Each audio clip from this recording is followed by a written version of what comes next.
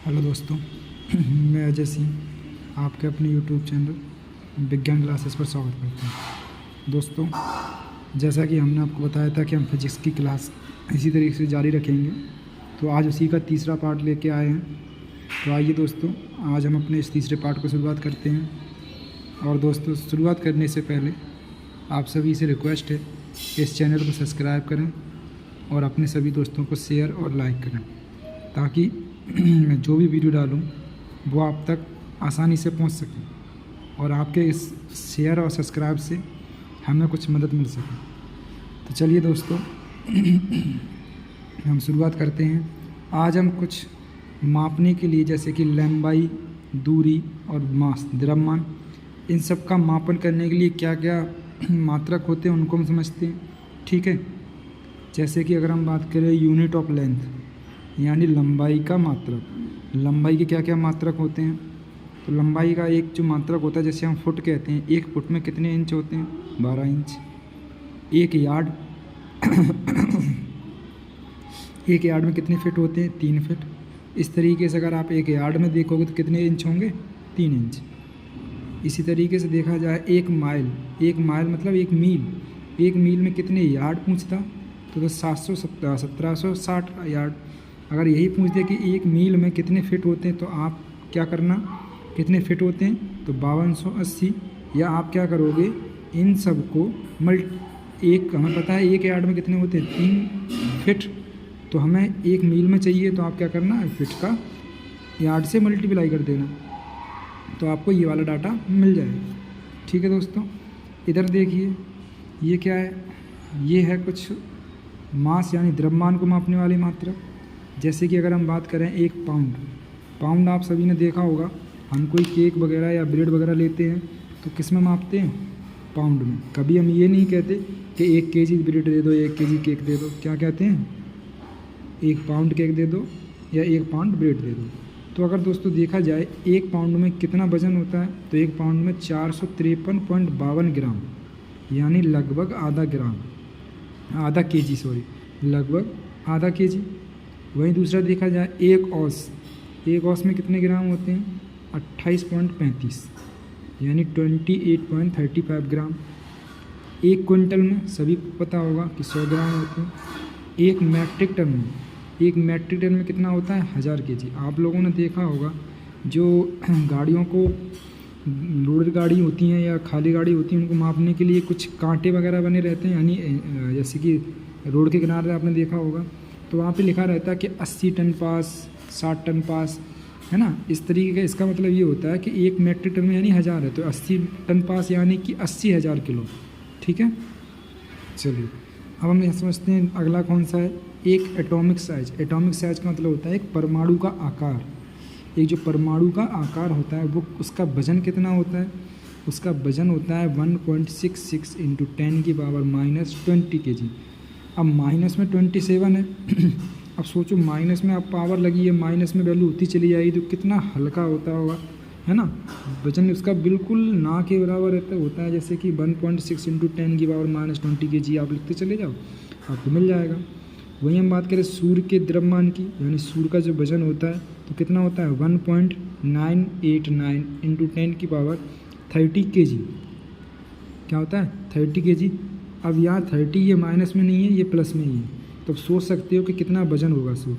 अगर आपको उसको सिंपल बनाना है तो यहाँ से पॉइंट हटा देना, यहाँ से 3 जीरो कम हो जाएंगे, यानी 10⁻27 हो जाएगी। ठीक है, आगे हम बात करें कि चंद्रमा का कितना वजन होता है, तो चंद्रमा का वजन कितना होता है? जितना कि सूर्य का वजन है उसमें आप क्या करो, 1.4 से मल्टीप्लाई कर दो, आपको चंद्रमा का वजन मिल जाएगा। तो दोस्तों देखा आपने, हमारे सूर्य जो है उससे काफ़ी भारी होता है चंद्रमा। कितना भारी होता है? 1.4 गुना। यानी सूर्य आकार में तो चंद्रमा से काफ़ी बड़ा है, लेकिन चंद्रमा सूर्य से वजन में काफ़ी बड़ा है। ठीक है, तो ये कुछ लंबाई और द्रव्यमान के मात्रक थे। अब हम आगे चलते हैं दूरी के मात्रक, है ना। दूरी के क्या क्या मात्रक होते हैं? जैसे कि अगर हम बात करें दूरी का पहला जो मात्रक है, जिसको हम किलोमीटर कहते हैं। 1 किलोमीटर में कितने मीटर होते हैं? 1000 मीटर। 1 मील में कितने किलोमीटर होते हैं? 1.6 किलोमीटर। 1 मील में मीटर कितने होते हैं? तो सिंपल सा इसका 1000 का मल्टीप्लाई कर दो, यानी 1600 मीटर। एक एटॉमिक साइज, एक एटॉमिक साइज। अब यहाँ आपने क्या देखा था, एक एटम का वजन, और यहाँ हम क्या देख रहे हैं, एक एटम का साइज। एक एटम का साइज को हम एंगास्ट्रॉम या मीटर, मतलब एंगास्ट्रॉम में मापते हैं, या एंगास्ट्रॉम को देखा जाए, एंगास्ट्रॉम का मात्रा क्या होता है, मीटर। पूछ देता है कि एक एंगास्ट्रॉम में कितने मीटर होते हैं, तो 10⁻⁻10 मीटर। अब दूरी के कुछ और भी मात्रा हैं दोस्तों, जो कि हमारे स्पेस यानी अंतरिक्ष में काम आते हैं। जैसे कि देखा जाए, दूरी का पहला मात्रक है जिसको हम कहते हैं खगोलीय इकाई, इंग्लिश में कहें एस्ट्रोनॉमिकल यूनिट। ये क्या करता है, ये हमारे distance between sun and earth, सूर्य और पृथ्वी के बीच की दूरी को मापने का काम करता है। यानी सूर्य से, खगोलीय इकाई क्या होती है दोस्तों, सूर्य और पृथ्वी के बीच की दूरी, उसी को हम क्या कहते हैं, खगोलीय इकाई कहते हैं। पूछ देता है कि एक खगोलीय इकाई यानी एक AU मतलब एस्ट्रोनॉमिकल यूनिट, एक AU में कितने मीटर होते हैं, तो देखा दोस्तों 1.495 × 10⁻11 मीटर। ये किस में होते हैं, ये हमारे होते हैं एक AU में, AU मतलब एस्ट्रोनॉमिकल यूनिट। अब दूसरा जो दूरी का मात्रक आता है जिसको हम कहते हैं लाइट ईयर यानी प्रकाश वर्ष। एक प्रकाश वर्ष में पूछता है हमसे, या प्रकाश वर्ष क्या होता है पहले हम समझते हैं। ये देखो, अब वर्ष लगा है तो कुछ लोग ये सोचते हैं कि वर्ष शायद ये दूरी का मात्रक नहीं, ये समय का मात्रक हो, लेकिन ऐसा नहीं है दोस्तों, ये दूरी का मात्रक होता है, समय का नहीं। अब किसकी दूरी, तो distance travel by light in 1 year, यानी प्रकाश के द्वारा एक वर्ष में चली गई पृथ्वी तक कुल दूरी, वही क्या कहलाती है, प्रकाश वर्ष कहलाती है। एक प्रकाश वर्ष में पूछता है कितना होता है, तो 9.46 × 10⁻11 मीटर। ये क्या होता है, ये प्रकाश वर्ष होता है। इसके बाद दूरी का एक और मात्रक होता है जिसको हम कहते हैं पारसेक। पारसेक दोस्तों दूरी की सबसे बड़ी यूनिट होती है ना। इन तीनों में आप देखोगे, खगोलीय इकाई, प्रकाश वर्ष और पारसेक, इन तीनों में सबसे बड़ी इकाई कौन होती है, पारसेक। सौरमंडल से बाहर की लंबी दूरी मापने के लिए, यानी सौरमंडल से कोई ग्रह या कोई तारा काफ़ी दूर तक हो, उसको मापने के लिए हम किसका उपयोग करते हैं, पारसेक का। पूछता है कि एक पारसेक में कितने मीटर होते हैं, तो एक पारसेक में 3 × 0.8 × 10⁻16 मीटर। वहीं अगर पूछ देता है कि एक पारसेक में कितने प्रकाश वर्ष होते हैं, तो 3 × 26 × 10⁻15 लाइट ईयर। तो ये कुछ दूरी के मात्रक थे दोस्तों हमारे। अब हम समझते हैं कि समय के क्या क्या मात्रक होते हैं, समय को हम किस किस में माप सकते हैं। समय को आपको सबको पता होगा कि 60 सेकंड का 1 मिनट होता है, 60 मिनट का 1 घंटा होता है, 24 घंटे का 1 दिन होता है, 7 दिन का 1 हफ्ता होता है यानी 1 वीक, 52 वीक का 1 साल होती है। एक साल में दिन कितने होते हैं, 365। डिकेट, एक डिकेट में कितने साल होती हैं, तो एक डिकेट में कितनी साल होती हैं, 10 साल होती है। अगर एक डिकेट में आपको दिन की संख्या निकालनी हो तो 365 से 10 का मल्टीप्लाई कर देना, आपको एक डिकेट में 3 दिनों की संख्या आ जाएगी। दूसरा हमारा सेंचुरी, सभी को पता होगा सेंचुरी जो होती है वो 100 साल की होती है। फिर हमारा अगला है मिलीनियम वर्ष, मिलीनियम ईयर, यानी मिलीनियम ईयर में कितने ईयर होते हैं, 1000 ईयर। एक चंद्रमास यानी मून मंथ, चंद्रमास में कितना होता है, तो 4 वीक या आप कहो 28 दिन, क्योंकि हमें पता है कि एक वीक में 7 दिन होते हैं, तो 7 चौको 28। अगला है हमारा सन मंथ यानी सूर्यमास। सूर्यमास में क्या होता है, 30 दिन या 31 दिन का 1 महीना होता है। तो कुछ ये हमारे दोस्तों दूरी, लंबाई और द्रव्यमान के मात्रक थे। उम्मीद है कि आपको समझ में आया होगा। अब हम समझते हैं आगे की ओर। तो दोस्तों अब हम समझते हैं बिन्नी सूत्र क्या होते हैं, यानी कि डायमेंशन फार्मूले। तो दोस्तों डायमेंशन फार्मूले पढ़ने से पहले आपको समझना होगा कि LMT क्या होता है। LMT यानी कि L मतलब लेंथ, M मतलब मास, T मतलब टाइम। इन तीनों की मदद से ही हम पूरा बिन्नी सूत्र पढ़ेंगे, या आप लोगों ने यही फार्मूले देखे होंगे। किसी का अगर बिन्नी सूत्र होता है या फार्मूला होता है तो उसमें सिर्फ यही 3 चीज़ें देखने को मिलती हैं, लेंथ, मास और टाइम। लेंथ की जगह अगर आपको डिस्टेंस लिखी हुई मिले तब भी उसको लेंथ में ही मेजर किया जाता है, डिस्प्लेसमेंट मिले तब भी लेंथ में, है ना। तो इस तरीके से अब हम समझते हैं कि आगे तो एक साइड तो दोस्तों आपको क्या कर लेना है, क्वांटिटी लिख लेना है और क्या लिख लेना है, उस क्वांटिटी से जो फॉर्मूला बनता है वो लिख लेना है और फिर हमें लिख लेना है डायमेंशन फार्मूला। तो सबसे पहले अगर हम बात करें जो हमारा पहला क्वांटिटी यानी राशि होती है जिसको कहते हैं डेंसिटी। डेंसिटी हिंदी में कहें तो घनत्व, हिंदी में कहें तो घनत्व। घनत्व क्या होता है, घनत्व आपको पता होगा, घनत्व हम उसको कहते हैं कि कोई अणु कितना पास पास है वही उसका घनत्व कहलाएगा। मान लो किसी जगह सेम है, जैसे 10-10 स्क्वायर फीट की जगह है, एक 10 स्क्वायर फीट की जगह पे 100 लोग रह रहे हैं और एक 10 स्क्वायर फीट की जगह पे 10 लोग रह रहे हैं, तो किसका घनत्व ज़्यादा होगा, जहाँ 100 लोग रह रहे होंगे, क्योंकि जगह तो बराबर है लेकिन घनत्व अधिक है, तो इसको हम घनत्व कहते हैं। घनत्व का अगर फॉर्मूला देखा जाए तो फॉर्मूला क्या होता है, मास अपॉन वॉल्यूम। मास यानी कि द्रव्यमान, वॉल्यूम यानी कि आयतन। तो मास को आपको पता होगा हम किस में मेजर करते हैं, मीटर में यानी एम। मास को हम केजी किलोग्राम में मेजर करते हैं, किलोग्राम यानी कि एम, मीटर एम, ठीक है।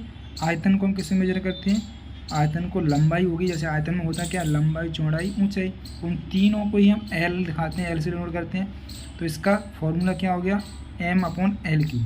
बस इसी से आपका इसका क्या बना लो, डायमेंशन फार्मूला। एम 1 है तो M1, एल इसको जब हम ऊपर ले जाएंगे तो माइनस का LQ हो जाएगा, और टी की यहाँ पे कोई चर्चा नहीं की है समय की, तो T 0। इस तरीके से दूसरा डायमेंशन फार्मूला क्या होता है, दूसरा डायमेंशन फार्मूला है हमारा स्पीड या वेलोसिटी। स्पीड और वेलोसिटी में अंतर क्या है, देखो स्पीड का फार्मूला होता है डिस्टेंस अपॉन टाइम और वेलोसिटी का फार्मूला होता है डिस्प्लेसमेंट अपॉन, यानी डिस्टेंस की कोई दिशा नहीं होती और डिस्प्लेसमेंट यानी विस्थापन की एक दिशा होती है। विस्थापन क्या होता है, किन्हीं दो बिंदुओं के बीच में चली गई न्यूनतम दूरी, ठीक है। तो इस तरीके से स्पीड का formula distance upon time, velocity का formula displacement upon time. Distance को मैंने अब ऊपर बताया था आपको कि किस में मेजर करेंगे, एल में, तो एल, टाइम को टी में, तो दोनों का सेम ही रहेगा, एल अपॉन टी। इसका विमेय सूत्र बनाओ। अब यहाँ पे एम की कोई बात नहीं है तो M0, L1, इस टी को ऊपर ले जाएंगे तो T-1, ठीक है। तीसरा हमारा क्या है, एक्सेलरेशन। एक्सेलरेशन हिंदी में कहें तो त्वरण, हिंदी में क्या कहें इसको, त्वरण, ठीक है। इसके बाद 1 मिनट दोस्तों, है ना, हम इसको सारा हिंदी में लिख देते हैं। तो दोस्तों मैंने सभी को हिंदी में लिख दिया है। अब हम आगे चलते हैं। एक्सेलरेशन यानी त्वरण का फॉर्मूला क्या होता है, चेंज इन वेलोसिटी यानी वेग में परिवर्तन। जो ऊपर हमारा वेलोसिटी है उसमें जो चेंजमेंट है, उस कितने समय में वो चेंजमेंट हुआ है, वही इसी को क्या कहलाता है, वो कहलाता है त्वरण यानी एक्सेलरेशन। अब चेंजमेंट इन वेलोसिटी, अब वेलोसिटी का हम ऊपर पढ़ के आए हैं, वेग का डायमेंशन फार्मूला क्या होता है, M0 L1 T-1 upon T. जब इस टी को ऊपर ले जाएंगे तो T-2 हो जाएगा। क्यों हो जाएगा, क्योंकि ये ऊपर पहुंचेगा तो पावर माइनस की 1 हो जाएगी और आधार समान होने पर घातें जुड़ जाती हैं, तो T-2 हो गया। इसके बाद हम बताते हैं अगला हमारा क्या है, फोर्स यानी कि बल। बल का फॉर्मूला क्या होता है, मास इंटू त्वरण यानी एक्सेलरेशन। तो शॉर्ट में क्या लिखते हैं, MA। अब इसका डायमेंशन फॉर्मूला क्या बनेगा, मास 1 है, L मास 1 है ना। अब त्वरण का जो फॉर्मूला है जैसे कि L T-2 हम उसको रख देंगे बस, ठीक है। तो इस तरीके से हमारा फोर्स का भी डायमेंशन फार्मूला बन गया। अगला हमारा क्या है, दाब। दाब का फॉर्मूला क्या होता है, दाब क्या होता है, दाब होता है सब प्रति एकांक क्षेत्रफल पर लगने वाला बल, F अपॉन एरिया, बल बटे क्षेत्रफल। बल का डायमेंशन फार्मूला अभी हमने ऊपर लिखा, वो हमने यहाँ लिख दिया। L क्षेत्रफल क्या होता है, लंबाई गुणा चौड़ाई। लंबाई को भी हम L से डिनोट करेंगे और चौड़ाई को भी, तो क्या हो जाएगा L²। जब इस L² को ऊपर भेजा जाएगा तो माइनस का 2 होगा, माइनस के 2 में से बन जाएगा प्लस का 1, माइनस करेंगे तो माइनस का 1 आ जाएगा। तो ये हमारा किसका बन गया, ये हमारा दाब का विमेय सूत्र बन गया। इसके बाद अगला जो हमारा आता है जिसे हम कहते हैं वर्क एनर्जी, कार्य ऊर्जा। दोनों का फॉर्मूला क्या है, चाहे आप वर्क करो चाहे आप एनर्जी करो, ठीक है। दोनों का फॉर्मूला क्या है, दोनों का फॉर्मूला है बल इंटू डिस्टेंस। कार्य क्या होता है, आपने कितना बल लगाया और उस जिस पर आपने बल लगाया उसने कितना विस्थापित किया या कितना डिस्टेंस कवर की, उसी को तो हम कार्य कहते हैं। तो बस बल का भी हमने ऊपर पढ़ाया कि बल का बिंदु सूत्र क्या होता है। बल जो है हमारा, उसका बिंदु फॉर्मूला क्या होगा, ml minus T square into distance को हम l से मेजर करेंगे तो क्या हो गया, ml square T minus square. ये l से l जुड़ जाएंगे, ठीक है, आधार समान है इसलिए घातें जुड़ जाती हैं। यहाँ क्या होगा, अगला है हमारा पावर यानी कि शक्ति। शक्ति का फॉर्मूला क्या होता है, शक्ति का फॉर्मूला होता है वर्क अपॉन टाइम, कार्य बटे समय। कोई कार्य आपने कितने समय में किया वही तो शक्ति कहलाती है। अगर आपके पास शक्ति ज़्यादा है तो आप समय कम लोगे, शक्ति कम है तो समय ज़्यादा लोगे कार्य करने में। इसका वर्क का फॉर्मूला हमने अभी ऊपर बनाया है, क्या बनाया, m1 l² T minus square, वही मैंने यहाँ रख दिया। टी का क्या होगा, टी का होगा टी समय का, तो ये टी ऊपर जाएगा तो माइनस का हो जाएगा, तो माइनस का 1 और माइनस का 2 प्लस हो जाएंगे, तो क्या हो गया, ml² टी माइनस क्यू। इस तरीके से शक्ति का फॉर्मूला बन गया। अब फॉर्मूला आता है हमारा दूसरा, इम्पल्स यानी कि आवेग। इम्पल्स यानी कि आवेग का फॉर्मूला क्या होता है, तो आवेग का फॉर्मूला होता है बल इंटू समय। आवेग का फॉर्मूला क्या होता है, आवेग बेसिकली होता है क्या है, आवेग होता है कि किसी वस्तु पर कोई बल कितने समय के लिए लगता है, उसी को हम आवेग कहते हैं। तो बल का फॉर्मूला अभी हमने पढ़ा था पीछे, बल का डायमेंशन फॉर्मूला ऊपर पढ़ा था, वही हमने यहाँ रख दिया, टी का टर्म। अब यहाँ मैंने ये बना दिया है। इसके बाद अगला हमारा जो आता है जिसको हम कहते हैं मोमेंटम यानी कि संवेग। संवेग क्या होता है, संवेग होता है, संवेग का फॉर्मूला क्या होता है, मास इंटू वेलोसिटी, द्रव्यमान गुणा वेग। अब द्रव्यमान के लिए हम m दिखाते हैं, वेग का जो मैंने ऊपर अभी लिखाया आपको, वेग का बिंदु फॉर्मूला ये है, इसी फॉर्मूले को हमने यहाँ रख दिया, ठीक है। जब दोनों को हमने मिलाया तो आधार समान है, घातें जुड़ जाती हैं, घातें जुड़ गई mlt माइनस 1। अब जीरो में किसी 1 को जोड़ोगे तो 1 ही आएगा, 1 लगाओ या ना लगाओ कोई फ़र्क नहीं पड़ता, ठीक है। तो दोस्तों ये हमारे कुछ बिंदु फॉर्मूले थे यानी बिंदु सूत्र थे जिनको हमने अच्छे से समझा। उम्मीद है कि आपको समझ में आ गया होगा। अब हम चलते हैं नेक्स्ट टॉपिक की तरफ जिसको हम कहते हैं 10 की पावर यानी 10 की घात। 10 की घात क्या होते हैं, 10 की पावर की 10 के ऊपर कुछ घातें लगी रहती हैं, बस उनका हमसे नाम पूछ देता है कि इसका क्या नाम है, इसका क्या नाम है, या फिर आपसे कहेगा कि 10 की पावर -6 का क्या नाम है, 10 की पावर -18 का क्या नाम है, या फिर इनके नाम पूछ देगा। नाम के बाद कभी कभी आपको असेंडिंग ऑर्डर और डिसेंडिंग ऑर्डर में लगाने के लिए दे देगा, यानी आरोही क्रम और अवरोही क्रम में, या फिर आपसे पूछेगा कि निम्न में से कौन सा इनमें बड़ा है। तो हम दोस्तों एक एक करके इनको पढ़ते हैं और याद करते हैं। जैसा कि आपने देखा पहली क्या लिखी है, 10 की पावर 1, 10 की पावर 2, 10 की पावर 3। अब 3 के बाद 4 5 नहीं आएगा, 6 9 12 15 18, यानी यहाँ से 3 का टेबल स्टार्ट हो गया, ठीक है। तो पहले यहाँ देखते हैं कि 10 की पावर +1 का 1 को हम क्या कहते हैं, डेका। 10 की पावर 2 को हम क्या कहते हैं, हेक्टो। 10 की पावर 3 को हम क्या कहते हैं, किलो। 10 की पावर 6 को हम क्या कहते हैं, मेगा। 10 की पावर 9 को हम क्या कहते हैं, गीगा। 10 की पावर 12 को हम क्या कहते हैं, टेरा। 10 की पावर 15 को हम क्या कहते हैं, पेटा। 10 की पावर 18 को हम कहते हैं, एक्सा। तो ये तो कुछ घातें थी हमारी जो पॉजिटिव में आती हैं वो। अब हम कुछ समझते हैं जो माइनस में आते हैं, जैसे 10 की पावर -1 जिसको हम डेसी कहते हैं, 10 की पावर -2 जिसको हम सेंटी कहते हैं, 10 की पावर -3 जिसको हम मिली कहते हैं, 10 की पावर -6 जिसको हम माइक्रो कहते हैं, 10 की पावर -9 जिसको हम नैनो कहते हैं, 10 की पावर -12 जिसको हम पीको कहते हैं, 10 की पावर -15 जिसको हम फर्मी या फेमटो कहते हैं, 10 की पावर -18 जिसको हम अट्टो कहते हैं। तो दोस्तों ये कुछ थी, और भी कुछ होती हैं, 10 की पावर 21, 10 की पावर 24, पर इतना हमारे में नहीं पूछता, तो हमारे यहाँ इतने में काफ़ी हो जाता है। आपने एक चीज़ देखी होगी दोस्तों, जो इसके सिंबल, अगर आपका पॉजिटिव वाला पूछ दिया जाता है तो सारे के सारे सिंबल कैसे होंगे, होते अंग्रेजी अल्फ़ाबेट के ही हैं, बस कैपिटल होते हैं। देखो यहाँ सारे के सारे लेटर क्या होंगे, कैपिटल होंगे। यहाँ पे थोड़ा मिस्टेक है, यहाँ मैं सुधार देता हूँ, ये H इस तरीके से, ठीक है। Capital H. उसके बाद दोस्तों इधर देखा होगा आपने, इधर क्या है, इधर सारे के सारे लेटर क्या हैं, सारे के सारे लेटर होते किस में, स्मॉल अल्फ़ाबेट में। तो दोस्तों ये हमारा फर्स्ट चैप्टर कंप्लीट हुआ। उम्मीद है कि आपको अच्छा लगा होगा। अगर आप लोगों को अच्छा लगा हो तो इस चैनल को सब्सक्राइब करें और अपने सभी दोस्तों में भेजें ताकि हम और नए नए वीडियो बना सकें। अब हम अपना अगला वीडियो लेके आएंगे फिज़िक्स का पार्ट 4, जिसमें हम आगे का चैप्टर जो सेकंड चैप्टर था गति यानी कि मोशन के बारे में समझेंगे और बेहतरीन तरीके से उसको पढ़ेंगे। आप बस हमारे साथ बने रहिए। हम आपको फिज़िक्स का, बायोलॉजी का, केमिस्ट्री का, तीनों का फुल सिलेबस करवाएंगे। और वाई हैंड नोट्स हैं। वाई हैंड नोट्स से सर हर कोई नहीं पढ़ाता दोस्तों, है ना।